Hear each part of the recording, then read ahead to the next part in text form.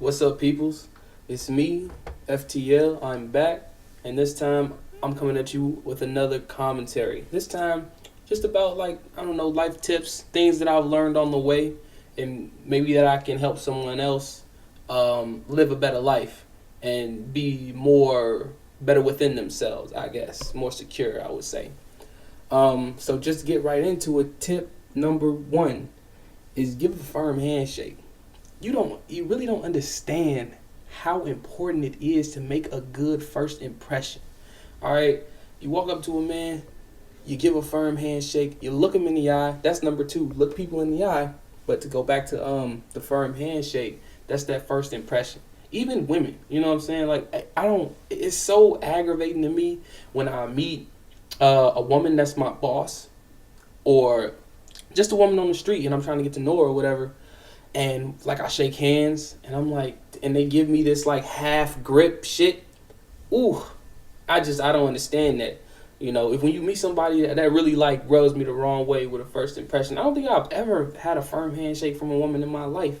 And I guess you could argue that's not what they supposed to do, or that's not what you supposed to do, or whatever, as a woman, play your role, yada yada yada. But for me, if a woman gives me a firm handshake, she looks me in the eye, she greets me, like that's you like a whole already attending my book. You know what I'm saying? You already know, like you above.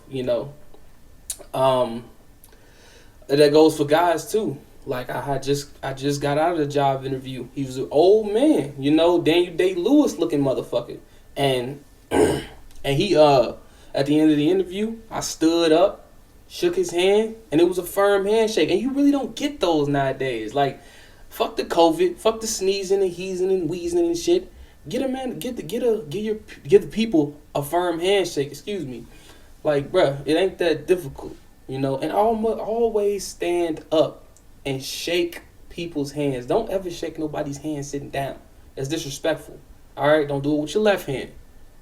Right hand. Look them in the eye. That means that you're genuine. You're a genuine person, and that's pretty much we're all in this together. That's what that seems to me. Like, I'm here, you're here, we're present, and we're having a conversation. We're doing what we have to do. That's what looking in the eye gives you, okay? And number three, say what you want. Like, say what you want, and I'm going to put the slash, don't play games. You feel me? Because the worst thing you can do is play around and fuck around, and that all this time you've been fucking around and playing around, you could have been getting exactly what you want. You never know what another person is thinking, what they feeling, how they acting, what their mood is, what they think about you. You gotta ask in order to know, and you have to tell people in order for them to know. You gotta tell people what you want, because there's no way you're gonna get it. Closed mouths don't get fed. If you want, like, look at this, yo. If you wanted some water, you would say you was thirsty. All right, because you need water to survive, right? Look at that as if everything that you want to need. What if this was water? Would I go out and play a game because, oh well, let's splash in the puddle a little bit and maybe I won't be thirsty anymore?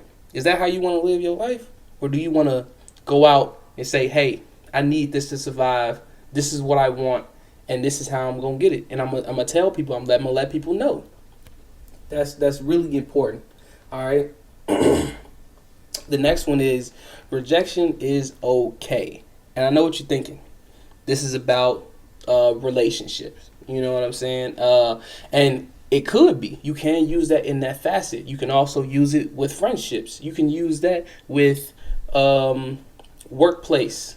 You applying for a job, they never call you back. You're diligent, they don't accept you. You go through the rounds, they don't accept you, type stuff, and that's okay, and there's you don't need to have that pompous hubris saying that, oh well, they are missing out on you because you're gonna be a boon to them. You may well be a boon to them.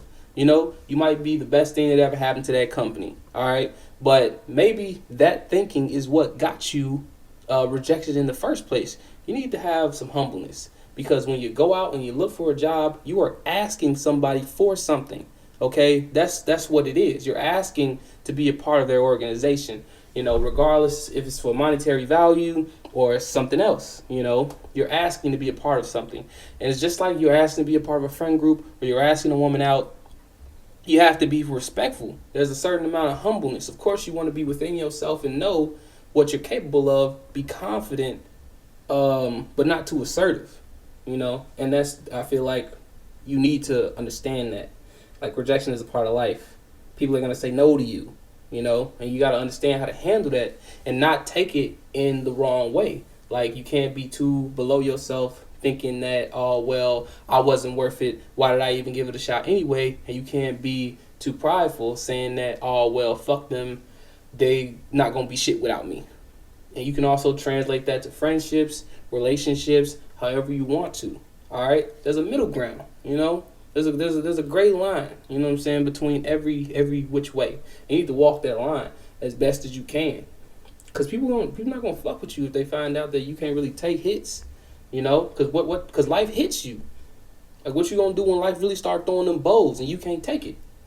Would you want a friend or a girlfriend or a boyfriend or an employer or an employee that can't take them hits? Hell no.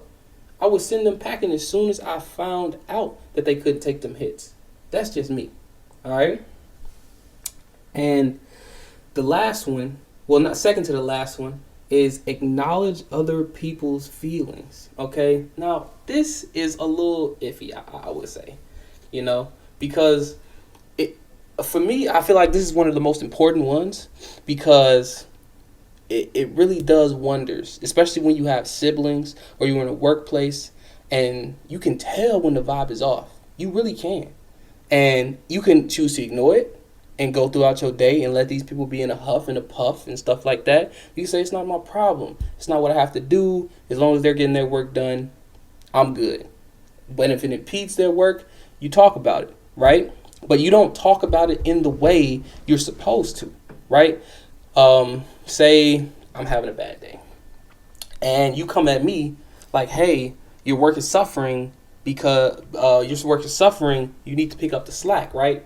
And I'm like, hey, for one, you didn't even ask why things are happening, and just that asking why, how come, how are you, that goes a long way, especially when you're in a supervisory position or you're with a significant other or a partner or a sibling or a fucking parent. You really gotta talk to people and see where their head's at. And even if you can't make it right, which 9 times out of 10 you can't, because this is their person's life, you can't just magically change somebody's fucking feelings out of nowhere. Okay, this is not no Hallmark fucking Christmas movie or something like that. They're probably gonna be in a shitty mood for a couple of days or a week or however long it is. Maybe they're depressed, but acknowledging them, saying like, hey, I see you. I see what you're going through. I understand, and I'm here to give you some space if you need it. That shit helps a fucking ton, because I've been in so many situations where I've been burned out at work, because I'm a hard worker. I work very hard. And the management that actually come up to me and say, hey, I noticed you've been working really hard. I'm here for you. Are you burned out? Do you need some days off? Do you need to come in later, leave earlier? What do you need? And I'm like, hey, I might be in a position where I can't do that because I have bills. I can't take off of work. I can't come in late, leave early type shit because I need bills. And like, okay, well, if you can't do this, then I understand. Just come in and talk. I see that you having a hard time. Don't be afraid to come reach out and talk. And that really does wonders for me, because now I'm in a position, because when you think negatively when you in those positions, like, oh, fuck this job. They ain't even asked me how my day was. They don't care about me. This is just a work. And I'll start doing the bare minimum. And that's how your work suffers. Now, you can relate that also to your significant other. Your wife having a bad day, and she's thinking like, oh, fuck this nigga. He don't care about me. He don't care about what I'm thinking, what I'm doing, how I'm doing and shit. And all it takes is, honey, how you doing? I see you in a bad mood. What can I do? Or if you know your wife like that, or you know your sister, your brother, your father, or your mother like that, you can get them something that will help uplift their day. That is another way to acknowledge their feelings. That's very important. and so the social structures of just humans in general. You know, you need to acknowledge people because when they don't feel like acknowledged, they feel like they're nothing. And once they feel like they're nothing, they feel like, well, fuck it. You know, that's the worst thing you can do as a dude, as a human. Just be like, fuck it. You know, because like shit, the sky's the limit. You're capable of a lot of evil. You know, and I'm not saying that a lot of people are gonna be evil if you don't acknowledge their feelings or whatever. But shit, just look at the all the serial killers with mommy issues and shit. You know what I'm saying? Like, just, I mean, I know it's an anecdotal type thing, but I mean, I feel like there's a correlation there. You know, like people have issues. You need to acknowledge that. You know, and I think that's why therapists are.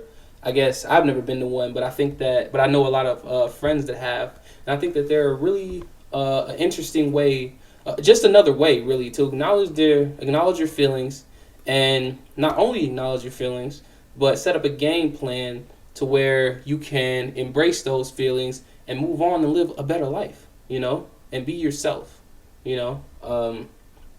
But that's pretty much it, you know. I guess it's more, I don't know, wholesome, I would say, than some of my other shit because I be talking about random shit.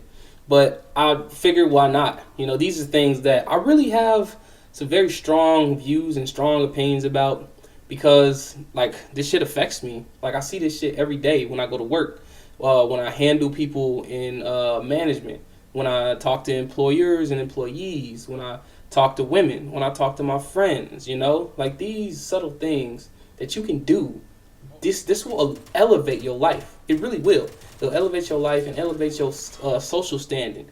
You will find that your life will be a lot richer when you just do these 6 things that I've asked you. You know, just try them out. Try them out one day. Like, hey, you know, I've noticed just to a stranger. Fuck it. Hey, I know you. You know, your day is going a little hard. You know, you look down. You alright?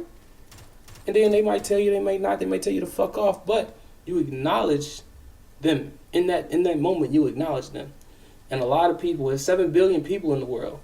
You know, there's a lot of motherfuckers, and some people get lost. So, I'm not saying it's up to you to find them, but it would be nice if you just found yourself in your circle with your people. But that's it for today. You guys can like, comment, subscribe, or whatever. I might be getting back to some of the raunchier shit because I know that's what like gets a lot of attention. But hey, I'm gonna do whatever the fuck I want. See you later. Peace.